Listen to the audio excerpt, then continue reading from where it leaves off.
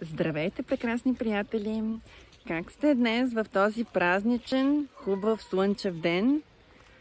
Днес искам да си поговорим за високото кръвно налягане, тъй като забелязвам, че много хора от 18 години до 90 години започват да вдигат кръвно. И искам да дам 3 много полезни съвета, които могат да ви свършат чудесна работа. И така, първото основно нещо.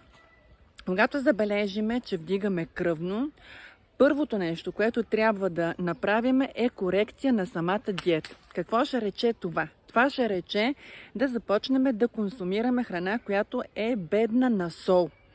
Тоест, сиренето, когато го вземем от магазина, го обесоляваме. В същото време, храната, която си готвиме, не я ръсиме допълнително с сол, тъй като повечето от съставките, те самите си съдържат вътре сол.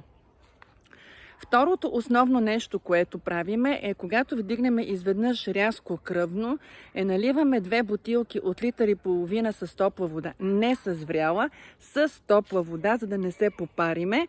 И тези бутилки, едната я слагаме ето тук на тила, а другата бутилка я слагаме ето тук, при свивката на кръка. Ето тук. И изчакваме 5-10 минути, след което започваме да си меряме кръвното, защото това нещо много бързо ще нормализира кръвното налягане.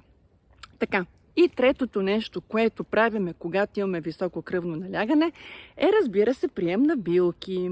Билките са тинктура хипертонил. Тя съдържа 11 безценни български билки, които ако се взимат продължително дълго време, няма да имате нужда от лекарства и ще нормализирате високото кръвно налягане.